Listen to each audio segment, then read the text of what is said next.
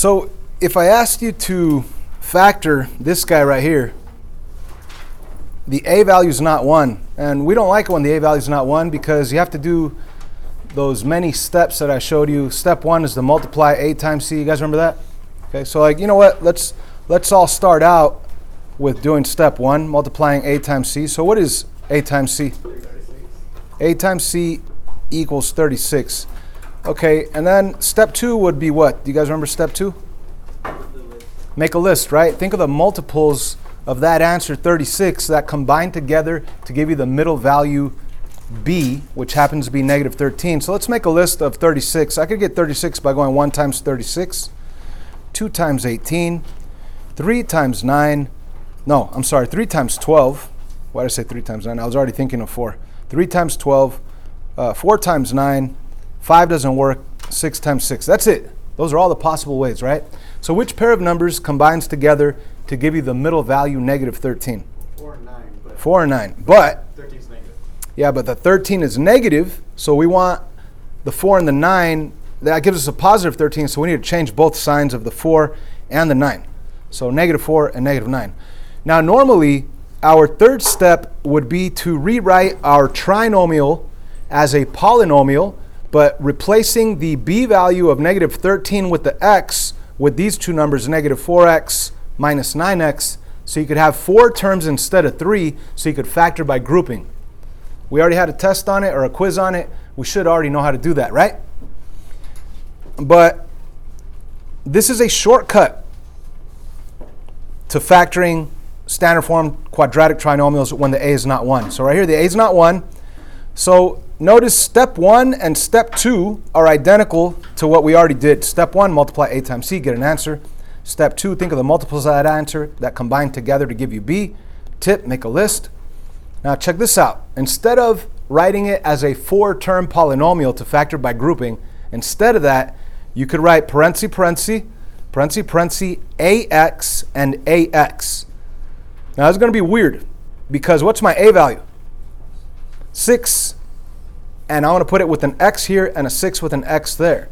So let's actually jump down to our step 3, and instead of, here's step 3, instead of writing it as a 4-term polynomial to factor by grouping, let's just do this shortcut that they're talking about, putting the a with the x, so 6 with the x as the beginning part of both binomials. And what else does it say? Step 3, we already did this part, but it says, and plug in your pair of numbers from step 2. So what was our pair of numbers from step 2?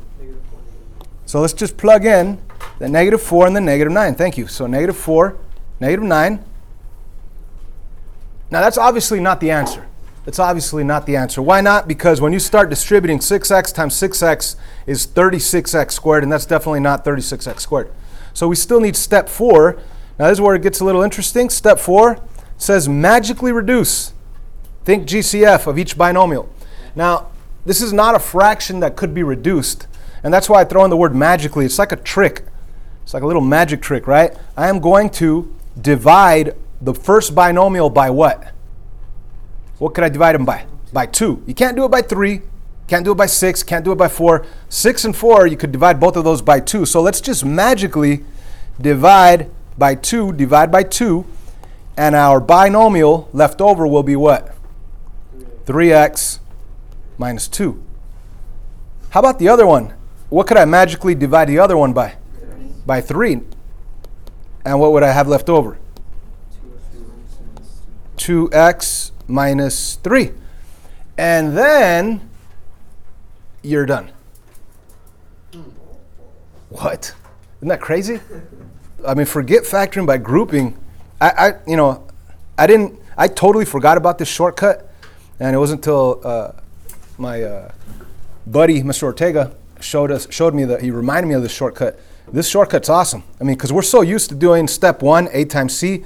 Step 2, think of the multiples of that answer.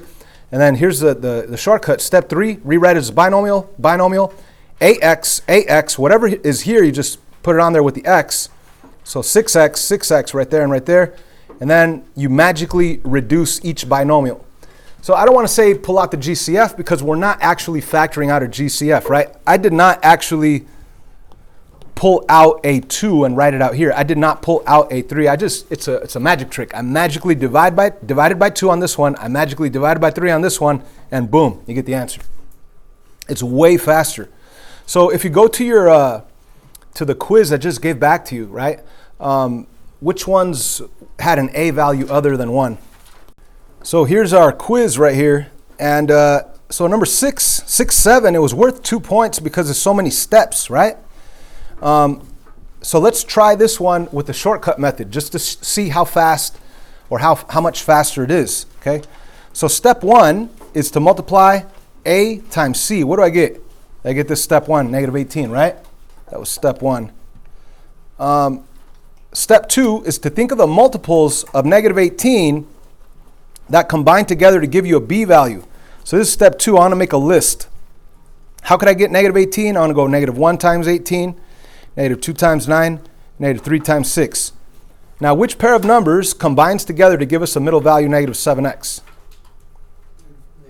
Negative 2 and 9, but that'll give us a positive 7, and we want a negative 7, right? So all we need to do is take these two numbers and change both of the signs.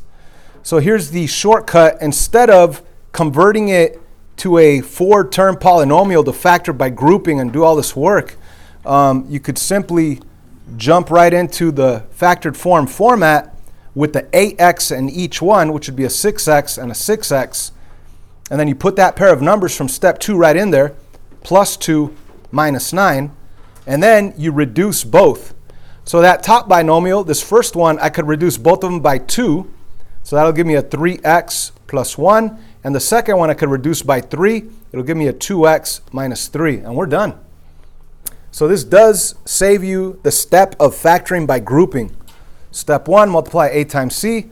Step 2, think of the list of numbers, the multiples that combine together to give you the B value, negative 7. Step 3, rewrite as your binomials with ax in each term and with the pair of numbers from step 2 right in there. And step 4, magically reduce each of them and you'll get to your answer immediately. So you could use this method from now on if you want to use it as a shortcut. If you like the old method and you don't want to add something else into your brain, you don't have to use this shortcut. You could stick with the old method, okay? Anyways, I'm done with this video. I just wanted to show you the shortcut on factoring quadratic trinomials when the A value is not 1.